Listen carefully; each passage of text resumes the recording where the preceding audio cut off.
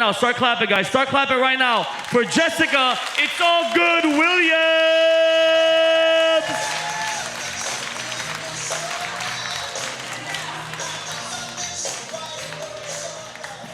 All right, I love that. I introduced my husband, then boyfriend, to some people at my hometown church, and this lady came up and said, "Oh, it's so nice to meet you." Then she turned to my stomach and said, "Now, who do we have here?" I'm like, "That's a bacon, egg, and cheese biscuit." But thank you. If you want to be here for delivery, meet me in the bathroom in 2 hours. I'll even name it after you. Don't ever come to my house. I love being married, though. It's like a party every day. You get stuff. We're still getting gifts. We're in 10 months now. My husband and I considered divorcing just so we can get married to get all the perks again. This is great. Now, the only thing is, this is going to really blow your mind. My husband is what I like to call extra white. Some of y'all just wait, what? The afro. It's like, you look like the soul sister of the 70s, I know, and my husband looks like not that. And it's really funny because, like, you walk down the street and people just spend, like, the whole time trying to figure out how this whole thing happened. Like, wait a minute, so did you, like, I don't even look like one of those black chicks, do I? I don't, you just, no. But let me tell you what happened. I grew up in Greenville, South Carolina, then we moved to Liberty, South Carolina. Liberty looks a lot like this room right now.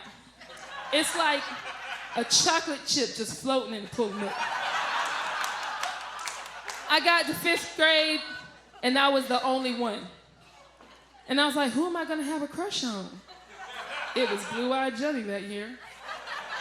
So my diversity came from the fact that we literally just ran out of black people.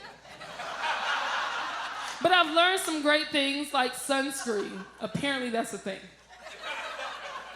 My husband is not only extra white, he's a ginger, which means he has no pigment. I think he's with me from my pigment, and I think it was confirmed the day that he said he just wants our kids to have a chance. His SPF is 100 and t-shirts. It's been a fun journey so far. So I'm just getting educated so I can help the babies that everybody's gonna think that I kidnapped when they get here. That's gonna be a lot of fun. I'm excited about that to a certain degree. Also, my husband, when we were dating, was in Iraq. Give it up for our troops. My favorite pickup line used to be, "I just want to thank you for your service to this country." What's your branch? He is in the Army. And when he was over there, I was more concerned about the sun than ISIS. Like, baby, you know the enemy is rising today. You got that 100? You got your hats? So, unfortunately, he couldn't be here tonight, and it's easy to tell because no matter how dark it is, you can see him just shining in the back. Where's my baby? He right over there. So one of these days when I'm like that famous, you're gonna see him, but like if the light is too bright, you won't see him, but if it's too dark, you won't see me. That's what they call swirl problems. I am. And my husband, the fun fact, he's also a little younger than me.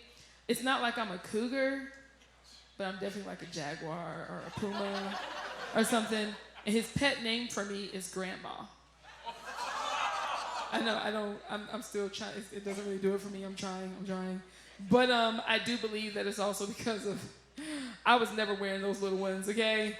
I feel like the bigger, the more comfortable. And once you get married, you don't have to shave as much. Y'all look like a bear under here. Take that however you want to. Oh, thank you. You must have remembered what he said about black chicks. Okay.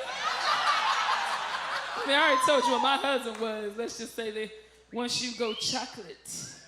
I am Jessica. It's all good, Williams. It was a pleasure. If it's good with you, it's good with me.